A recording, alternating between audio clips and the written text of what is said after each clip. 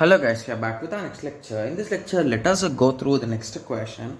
Okay, so this question belongs to GATE CSC 2017 set 1 guys. The given question is consider the following CPU process with the arrival times. So they give the arrival times and the length of the burst time also given in the table, right? Yes. And now they are saying if we are using preemptive shortest remaining time first scheduling algorithm is used to schedule the process, then the average waiting time is what they are asking guys, right? Yes. So let us start solving it. It's a direct and simple question, right? Yes. So let us start. Okay. So process, arrival time, burst time, completion time, turnaround time, wait time. So turnaround time is a nothing but a completion time minus arrival time. Wait time is a nothing but a turnaround time minus burst time. So let us start. P1, P2, P3 and P4. Arrived at 0, arrived at 3, arrived at 5, arrived at 6. 7, 3, 5, 2.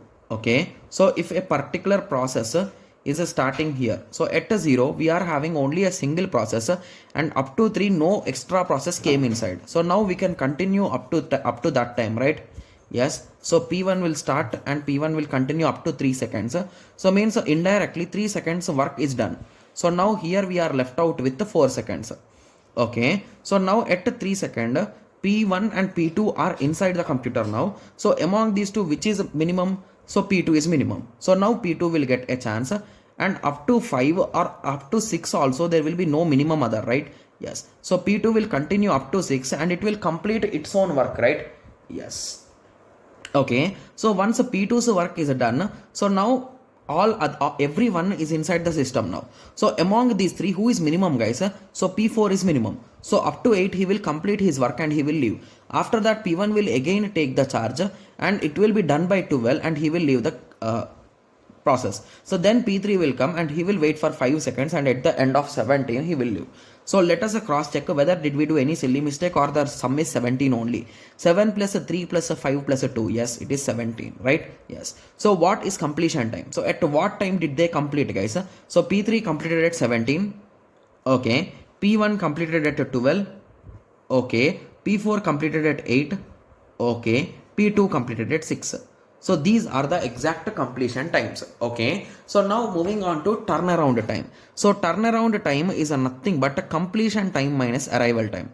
Okay. So it is a 12, 3, 12 and 2, right? Yes. Okay. So you can total it if you want. So it is a 6 and a 9, 29. Okay. This is the total, and if you want to do average you will divide it by 4 guys. Okay. Yes. Similarly waiting time. So waiting time is nothing but a turnaround time minus a burst time. So 12 minus a 7 which is a 5, 3 minus a 3 is a 0, 12 minus a 5 is a how much guys? 8 or 7? 12 minus a 5 it is a 7. Okay. Similarly 2 minus a 2 is a 0. So now the total is a 12, right? Yes. So now the average is a 12 by 3, right? Sorry, 12 by 4, okay, which is a nothing but a 3. So the average waiting time is a 3. So now the final answer is a 3, right? Yes. So there is a small silly mistake in this particular question guys. So they asked in milliseconds, but they never mentioned in the question that this time is in milliseconds, right? Yes. So they should mention in bracket that this is in milliseconds. Okay. Yes. So now I hope everyone got a clear idea with respect to this question, right? Yes. So it's a quite easy question. It's a direct question, right? Yes. Okay. So I hope everyone got a clear idea with respect to this. So in the next lecture, let us continue with the next question. Thank you. Thanks for watching. Like, share and subscribe for more awesome videos like this. Thank you.